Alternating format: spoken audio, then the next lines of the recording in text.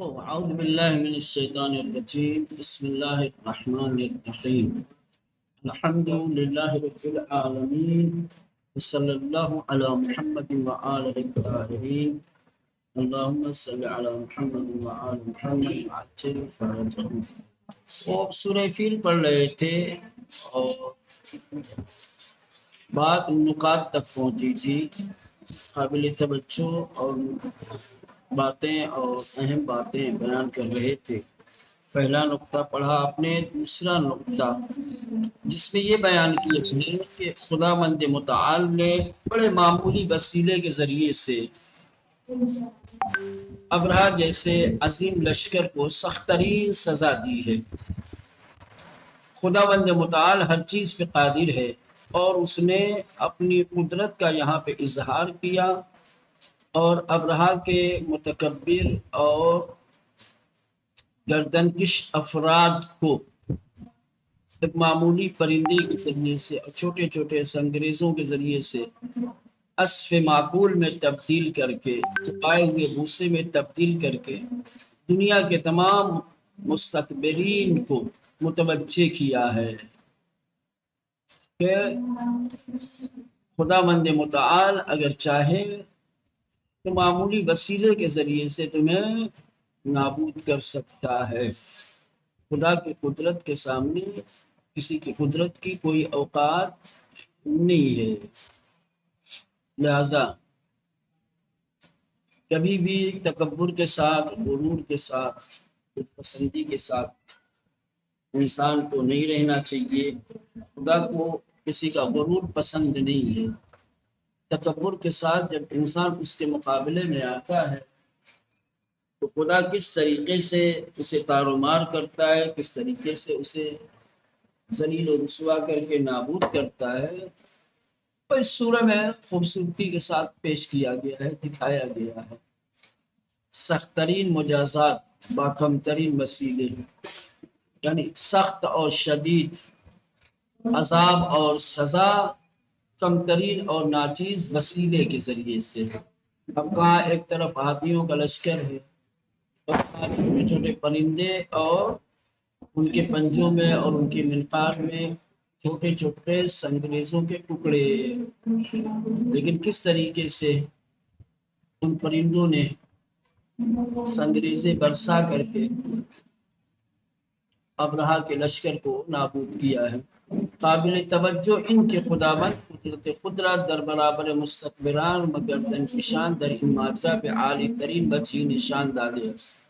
کہنے کی توجہ کی بات یہ ہے کہ خداوند متعال نے اپنی قدرت اور اپنی طاقت کو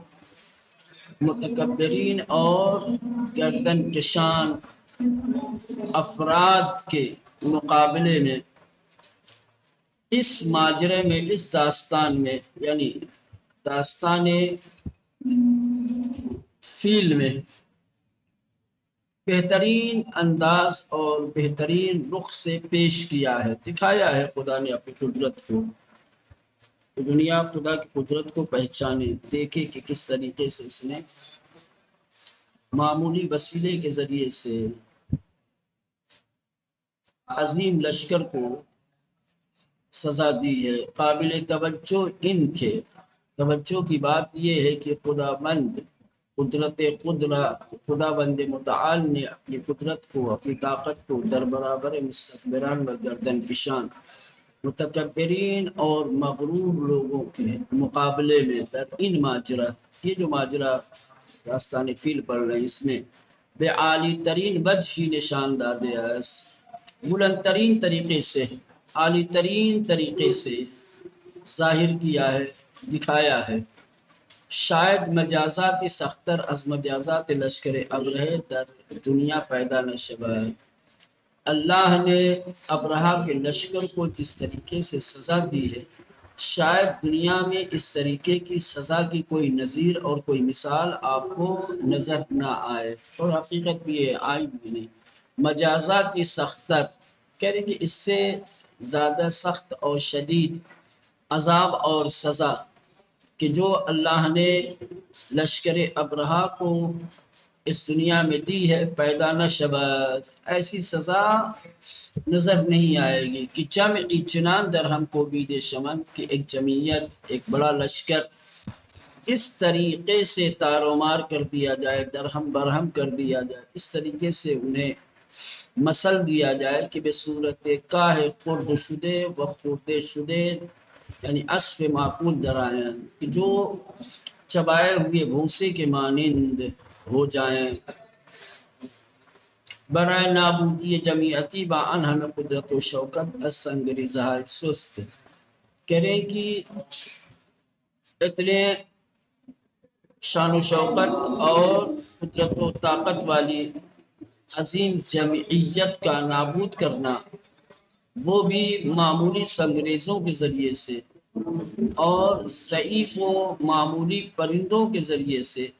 ہمانند پرستوں جو ابابیل کی طرح ہیں، استفاد شبت ان کا استعمال کیا گیا ہے۔ قدرت نے کس طریقے سے معمولی سنگریزوں اور ضعیف و کمزور پرندوں کے ذریعے سے، جو پرندے ابابیل کے مانند ہیں، کس طریقے سے اللہ نے ان چیزوں کا استعمال کیا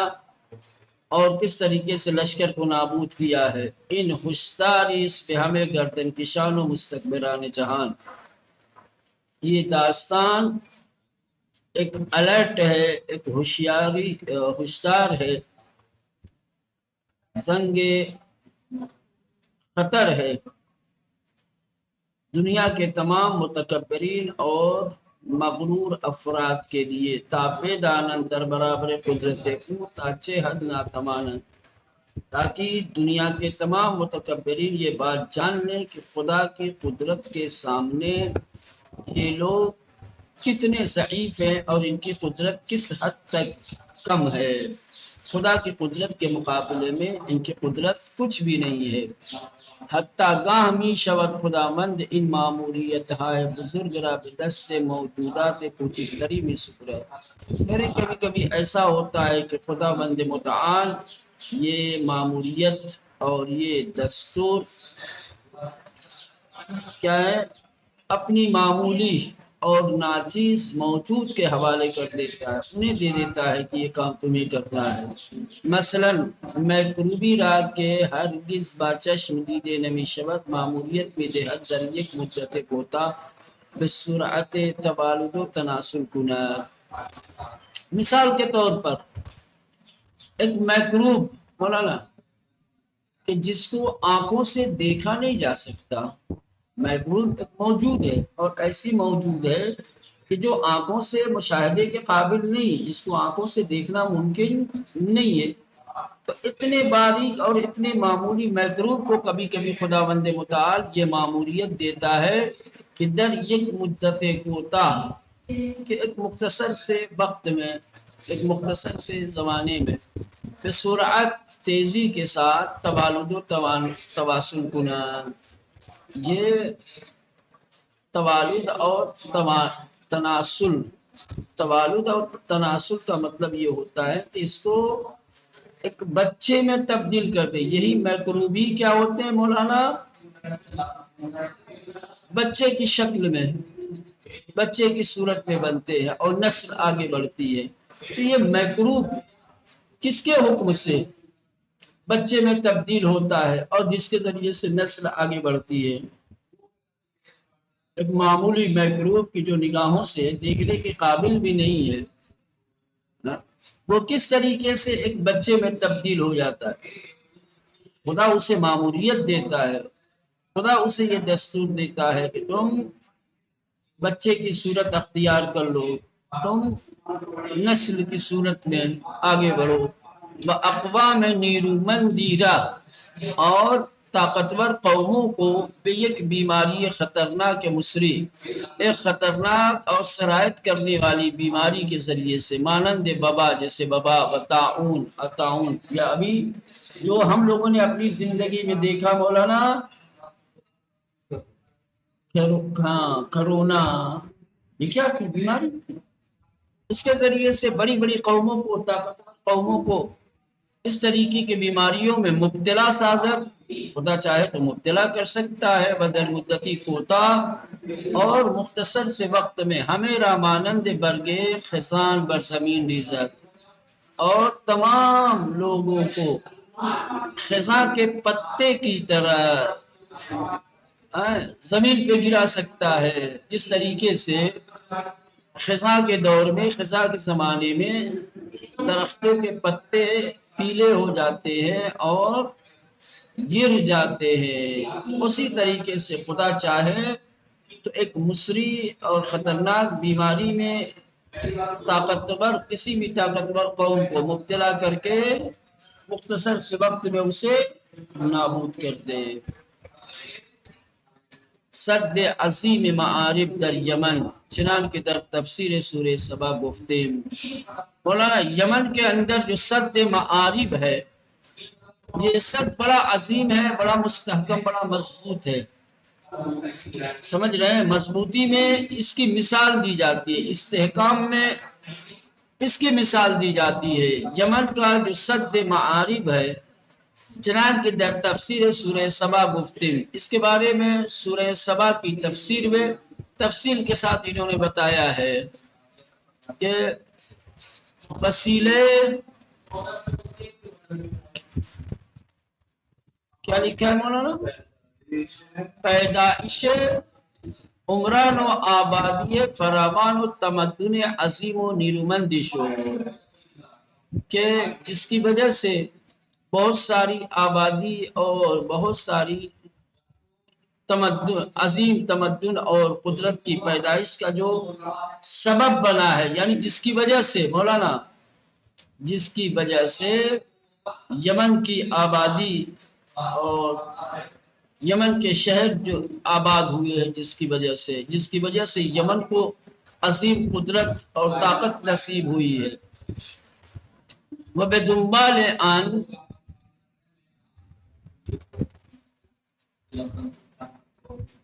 یہودیان ان قوم،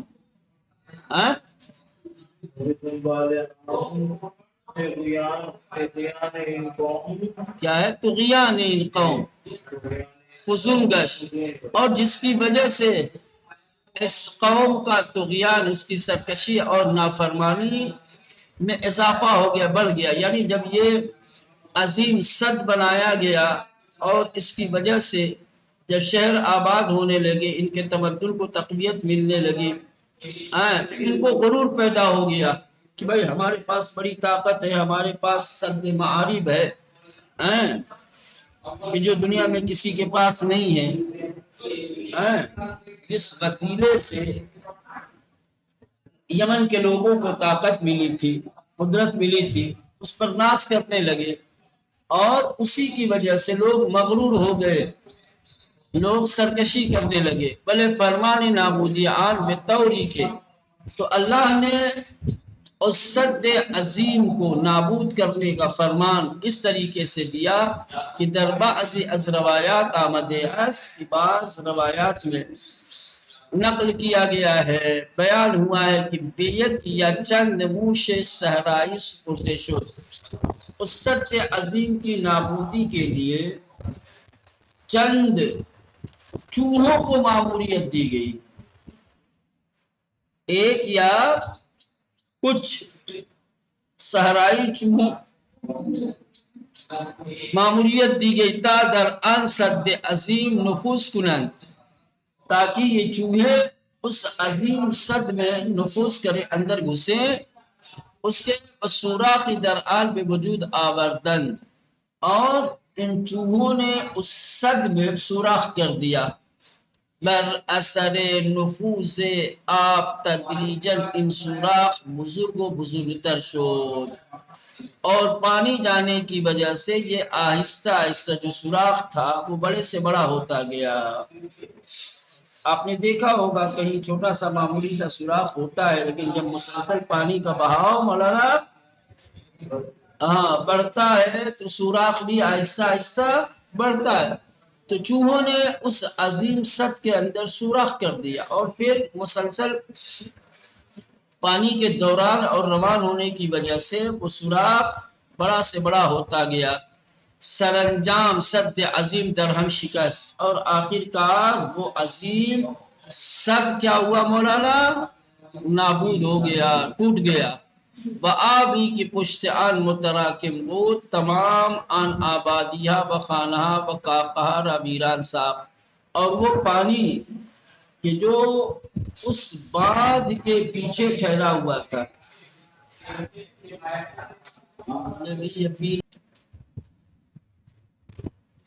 تو یہ اللہ نے چند چوہوں کو بھیجا، معمور کیا کہ جاؤ اور اس سد عظیم میں سوراخ کرو۔ چوہے آئے اور گھس گئے اور اس سد میں کیا کیا ان لوگوں نے؟ سوراخ کر دیا۔ پھر وہ سوراخ پانی کے دباؤ کی وجہ سے بڑھتا گیا بڑھتا گیا، آخر کار وہ باندھ ٹوٹ گیا، اور باندھ کے پیچھے جو پانی ٹھہرا ہوا تھا، رکا ہوا تھا، جب باندھ ٹوٹا ہے تو تمام آبادی، گھر، قصر و محل جتنے تھے سب کو اس پانی نے ویران کر دیا، سب کو اپنی لپیٹ میں لے لیا، سب کے سب ویران ہو گئے۔ وَأَنْ جَمِيعَةِ عظیم نابود، یا در مناطق دیگر پراگندے و سرگردان شدن، اور وہ عظیم جمعیت جن کو بڑا ناز تھا اپنے عزت اور اپنے اس باندھ کے اوپر، ان میں سے اکثر یا تو نابود ہو گئے یا وہ علاقہ چھوڑ کر کے دوسرے علاقے اور دوسرے منطقوں میں پھیل گئے، بکھر گئے، اور سرگردان و حیران و پریشان ادھر ادھر بھٹکنے لگے۔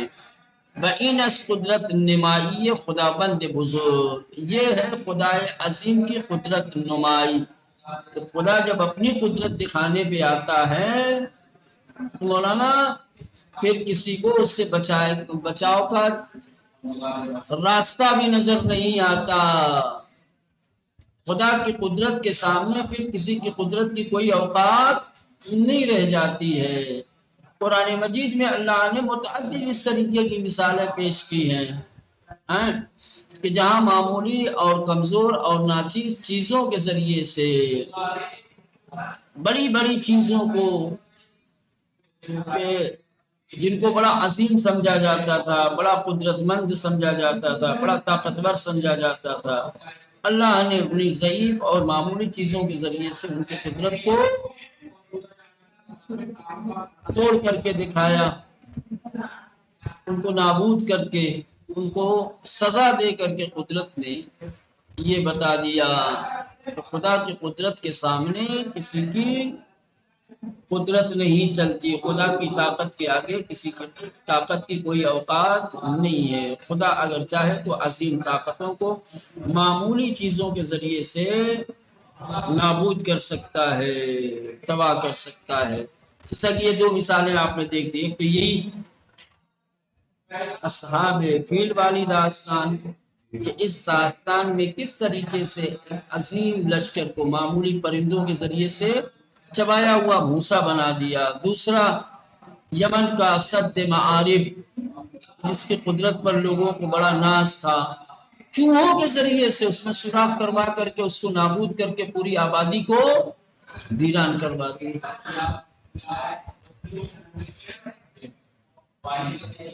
اہداف داستان فیل۔ اب یہ جو تیسرا نقطہ ہے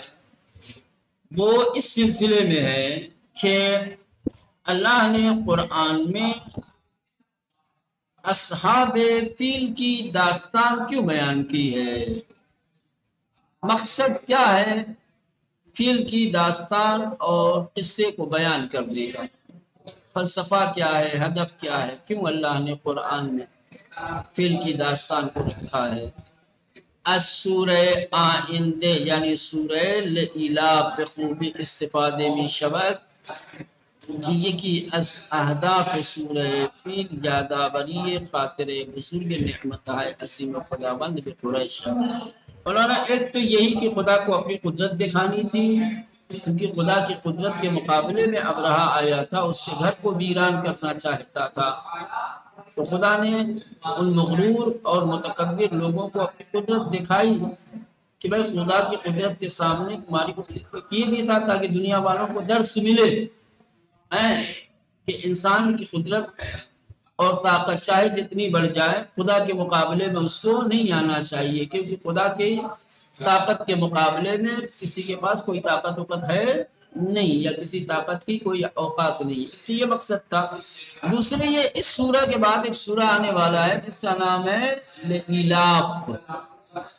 اس سورہ میں اللہ نے قریش کو جو نعمتیں عطا کی ہیں ان نعمتوں کا ذکر کیا ہے۔ اس میں سے ایک نعمت خود یہ داستان فیل قریش کے لیے بڑی نعمت تھی۔ اگر خدا نے ابرہہ کے لشکر کو نابود نہ کیا ہوتا اور انہوں نے خانے خدا پہ حملہ کر دیا ہوتا، مکے والوں پہ حملہ کر دیا ہوتا، تو پھر کیا ہوتا مولانا؟ اگر قریش کو بچایا گیا ہے، قریش کی اگر حفاظت کی گئی ہے ابرہہ کے لشکر کو نابود کر کے، تو اس کا مطلب یہ کہ ابرہہ کے لشکر کا نابود ہونا یہ قریش کے لیے ایک عظیم نعمت تھی۔ اللہ نے اسی لیے اس کا ذکر کیا۔ السورہ آئندہ، آنے والا جو سورہ ہے اس سے پتہ چلتا ہے آنے والا سورہ کون سا ہے؟ سورہ لإلاف۔ بخوبی استفادے بھی شود، اس سے اچھی طریقے سے بات واضح ہوتی ہے کہ یہ کی از اہداف سورہ فیل، کہ سورہ فیل کے اہداف میں سے ایک ہدف، ایک مقصد یادآوری خاطر بزرگ نعمت ہے عظیم خداوند بقریش ہے۔ قریش کو خدا عظیم نے جو بڑی نعمتیں دی ہیں ان نعمتوں کو یاد دلانا ہے، کہ قریش یاد کریں کہ اللہ نے انہیں کون کون سی عظیم نعمتیں دی ہیں۔ ان میں سے ایک نعمت یہ داستان فیل، کتاب آنہا نشان دہد کے، تاکہ قریش کو خداوند متعال یہ بتا سکے، ان پر یہ ظاہر کر سکے کہ اگر لطف پروردگار نہ بود، اگر خدا کی عنایت نہ ہوتی، لطف پروردگار نہ ہوتا، نہ آثاری از ان قانون مقدس یعنی مکے و کعبے وجود داشت، تو خانہ کعبہ اور مکے کے تقدس کا کوئی وجود نہ ہوتا، نہ کعبہ ہوتا، نہ مکہ ہوتا، نہ مکے والے ہوتے ہیں، اور نہ ہی اس کا تقدس باقی رہ جاتا بنا از قریش، اور نہیں قریش کا کوئی تقدس، ان کا کوئی احترام، کوئی ان کا نام و نشان باقی رہ جاتا۔ شاید از مرکب کبر و غرور فرود آیان، اللہ نے داستان فیل کا تذکرہ کر کے، داستان فیل کو بیان کر کے قریش کو متوجہ کیا ہے کہ اللہ کی نعمتوں کو یاد کرو کہ اللہ نے تمہیں کون کون سی عظیم نعمتیں دی۔ ان میں سے ایک نعمت یہ کہ خانہ کعبہ کو، مکے کو اور خود تم لوگوں کو اللہ نے بچایا ہے، اس کے لطف خاص، اس کی خاص توجہ کی وجہ سے تمہارا تقدس ہے، تمہارا وجود ہے، تاکہ ان کے اندر کبر و غرور پیدا نہ ہونے پائے۔ وہ بدعوت پیغمبر اکرم گردن نہنگ، اور پیغمبر اسلام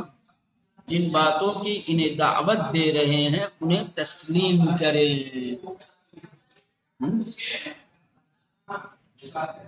خدا یاد دلا رہا ہے کہ یاد کرو یہ خانہ کعبہ کس کی قدرت کی وجہ سے محفوظ ہے، مکہ اور مکے والے اور خود قریش اس کی توجہ خاص کی وجہ سے آج باقی ہے، اور ان کا احترام ہے، ان کی عزت ہے۔ خدا کی توجہ، خدا کی عنایت اور خدا کے لطف کی وجہ سے، جب خدا نے تمہارے اوپر اتنا لطف کیا ہے، خدا نے تمہارے ساتھ یہ خاص عنایت کی ہے،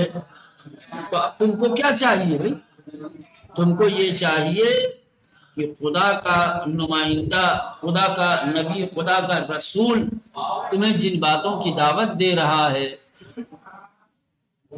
جس چیز کی تبلیغ کر رہا ہے تمہارے درمیان، تم اسے تسلیم کرو، تم اسے مانو، ورنہ یہ خدا کی نعمتوں کا کفران ہوگا کہ جس خدا نے تمہیں عظیم نعمت دی، جس کی خاص توجہ نے تمہاری حفاظت کی، تمہارے وجود کو بچایا، تم اسی کے نمائندے کی بات نہیں مان رہے ہو۔ بجائے یہ کہ اس کی تبلیغ کو، اس کے پیغام کو، اس کی دعوت کو قبول کرو، اس کا انکار کر رہے یا اس کی تکذیب کر رہے۔ السوء دیگر ان ماجرا کے مقارنے میلاد مسعود پیغمبر اکرم صلی اللہ علیہ وآلہ وسلم واقع شد، در حقیقت زمین ساز آن ظہور بزرگ بود۔ دوسری جانب مولانا اس واقعے کو قرآن میں بیان کرنے کا یہ ہے کہ چونکہ یہ واقعہ نبی کریم کی ولادت باسعادت کے ساتھ مقرون تھا، جس سال یہ واقعہ رونما ہوا ہے اسی سال میں نبی کریم کی ولادت باسعادت ہوئی ہے۔ اس واقعے کو ذکر کر کے یہ بتایا گیا ہے کہ اب زمین کے اوپر ایک عظیم انقلاب برپا ہونے والا ہے، اور اس داستان کو مقدمے کے طور پر پیش کیا گیا کہ دیکھو جب وہ آیا ہے تو روئے زمین کے اوپر یہ حادثہ کہ جس طریقے سے اللہ نے اپنی قدرت کے ذریعے سے متکبرین کو، مستکبرین کو، مغرور اور باغی اور سرکش لوگوں کو جو اپنے طاقت کے نشے میں چور تھے، اللہ نے کس طریقے سے انہیں نابود کیا ہے۔ اب میرا عظیم نمائندہ روئے زمین پہ جا رہا ہے، اب اس کے ذریعے سے زمین کے اوپر ایک عظیم انقلاب آئے گا۔ یہ انقلاب اور یہ جو ماجرا ہے گویا مقدمہ ہے اور دکھایا جا رہا ہے کہ روئے زمین کے اوپر بڑی ساری تبدیلیاں ہونے والی ہیں، بڑے سارے انقلاب آنے والے ہیں۔ وہی یعنی کہ السوء دیگر ان ماجرا، دوسری جانب یہ جو داستان ہے، یہ جو واقعہ ہے کہ مقارن میلاد مسعود پیغمبر اکرم واقع شد کہ جو نبی کریم صلی اللہ علیہ وآلہ وسلم کی ولادت باسعادت سے مقارن اور ملا ہوا واقع ہوا ہے، در حقیقت زمین ساز آن ظہور بزرگ بود، یہ حقیقت میں اس عظیم ظہور کے لیے زمینہ سازی تھی، چونکہ پیغمبر کو آنا تھا اس دنیا میں اور دنیا کو دکھانا تھا کہ اب ایک عظیم ظہور ہونے والا ہے۔ وہ پیام آور عظمت ان قیام، اور اس قیام کی عظمت اور اس کے پیام، وہ پیام آور عظمت ان قیام، اور اس قیام کی عظمت کا پیام آور، پیغام لانے والا، وہ ان ہمون چیزیں کی مبصران از آن تعبیر بے ارحاد کرتے اند، اور یہ وہی چیز ہے کہ جس کی مفسرین نے ارحاس سے تعبیر کی ہے۔ ارحاس کیا ہے مولانا؟ یہاں پہ دیا ہوا ہے، اس کو تھوڑا سا سمجھ لیں۔ ارحاس کیا ہے؟ بے معنی معجزات اس کی قبل از قیام پیغمبر واقع می شود، یعنی ارحاس ان معجزات کو کہا جاتا ہے جو کسی نبی اور پیغمبر کی آمد سے قبل واقع ہو۔ جو معجزہ قیام پیغمبر سے پہلے واقع ہو اسے ارحاس کہتے ہیں، اور یہ ایک طریقے سے ایک زمینہ سازی ہوتی ہے، ایک مقدمہ ہوتا ہے، لوگوں کو متوجہ کرنا ہوتا ہے کہ یہ جو واقعہ رونما ہوا ہے، یہ جو حادثہ پیش آیا ہے وہ اس لیے کہ اب ایک عظیم ہستی آنے والی ہے، اب یہاں سے مسلسل حادثات رونما ہوں گے، اب مسلسل انقلاب آئے گا، اب مسلسل تبدیلیاں تمہیں دیکھنے کو ملیں گی۔ کہ ارحاس میں معنی معجزات، اس کے ارحاس ان معجزات کے معنی میں ہے کہ جو معجزات قبل از قیام پیغمبر واقع میں شود، جو پیغمبر کے قیام سے پہلے واقع ہوتا ہے۔ وہ زمین ساز دعوت اوس، اور اس کی دعوت کے لیے زمینہ ساز ہوتا ہے، یہی زمینہ فراہم کرتا ہے۔ ان واجہ در اصل بے معنی پائے گزاری، یہ جو کلمہ ہے اصل اس کا معنی جو ہے پائے گزاری یعنی بنیاد رکھنا۔ وہ اولین ردیف سنگ و آجریس کے، اور اینٹ یا پتھر کی پہلی جو صف ہوتی، پہلی جو ردیف ہوتی ہے، پہلی لائن جو رکھی جاتی ہے، اس کے معنی میں کہ در زیر دیوار مین ہند، کہ جو دیوار کے نیچے رکھی جاتی ہے، یعنی سنگ بنیاد ہونا ہے نا. وہ بمعنی آمادہ شدن استادن نیز آمادہ است، آمادہ ہونا، تیار ہونے کے معنی میں اور کھڑے ہونے کے معنی میں بھی آیا ہے. تو بہر صورت قدرت نے پیغمبر کی آمد سے قبل ٹھیک یہ معجزہ دکھایا، یہ واقعہ اور یہ حادثہ رونما کرایا تاکہ دنیا متوجہ ہو جائے کہ اب ایک عظیم ہستی آنے والی ہے، وہ کچھ پیغام لے کر کے، وہ کچھ دعوتیں لے کر کے آئے گا، اور یہ اس کی دعوت اور اس کے پیغام کے لیے زمینہ ساز ہے.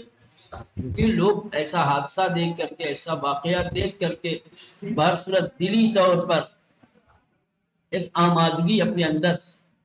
دیکھتے ہیں خدا کی قدرت کا. جنہوں نے مشاہدہ کیا ہو، جو اتنا عظیم حادثہ جنہوں نے اپنی آنکھوں سے دیکھا ہو، وہ خدا کی قدرت سمجھ چکے ہیں. تو اب جب قدرت کا معجزہ لوگوں نے دیکھ لیا، اب جب قدرت کی طرف سے کوئی اس کا نمائندہ بن کر کے آئے گا، جب وہ دعوت دے گا، جب وہ پیغام سنائے گا لوگوں کو، تو اس کی دعوت اور اس کے پیغام کو لوگ قبول کریں گے. تو یہ ہے بَأَسُّ سوم تحدیدی سے بے ہمیں گردن پیشان جہان. اور تیسری جانب یعنی تیسرا مقصد اس سورہ کو، اس واقعے کو قرآن میں بیان کرنے کا یہ ہے تاکہ دنیا کے تمام متکبرین کو، دنیا کے تمام اکڑنے والے اور گردنیں اونچی کرنے والوں کے لیے ایک تحدید ہے، ایک الرٹ ہے. سمجھ، ان کو ڈرایا گیا ہے. آمس قریش، اب یہ چاہے مغرورین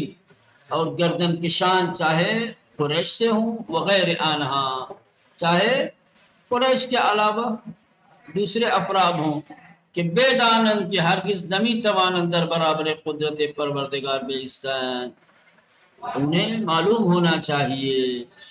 کہ کوئی بھی پروردگار عالم کی قدرت کے مقابلے میں کھڑے ہونے کی طاقت اور تاب نہیں رکھتا. خدا کے مقابلے میں کوئی نہیں آ سکتا، اس کی قدرت کے سامنے کسی کی قدرت نہیں ہے کھڑے ہونے کی. چے بہتر کہ پندار خام را اثر بدر کنن، کیا بہتر ہوگا کہ وہ اپنے غلط اور خام فکر و خیال کو اپنے سروں سے نکال دے. ببرسر فرمان اون ہند، اور خدا کے فرمان اور اس کے دستور کو تسلیم کرے، و تسلیم حق و عدالت کردن، اور حق و عدالت کے سامنے سلنڈر ہو جائیں. بتایا گیا ہے کہ بھیا قریش تم ٹھیک ہے، طاقتور ہو، تمہارا قبیلہ بڑا قبیلہ ہے، مکے میں تم لوگوں کا نام ہے، لیکن خدا کی قدرت کے سامنے تمہاری قدرت کی کوئی اوقات نہیں ہے. تمہیں چاہیے کہ تم یہ فکر اپنے ذہنوں سے نکال دو کہ ہمارے مقابل میں کوئی نہیں ہے. تم یہ جو سوچتے ہو کہ ہم سے ٹکرانے کی کسی کی طاقت نہیں ہے، ہم بڑے طاقتور ہیں، بڑے مضبوط لوگ ہیں، تو یہ سب چیزیں اپنے ذہن سے نکال دو. بلکہ خدا کا جو حکم ہے، خدا کے جو قوانین ہیں، خدا کے جو دستورات ہیں اور جو حق و عدالت ہے، اس کو تسلیم کرو اور اس کے سامنے سلنڈر ہو جاؤ. تو یہ تین مقاصد، تین اہداف ابھی تک بیان ہوئے ہیں. اب یہ چوتھا ہدف اور مقصد بھی ہے یہاں پہ، اس کو رہنے دیں، کل انشاءاللہ دیکھیں گے. ٹھیک.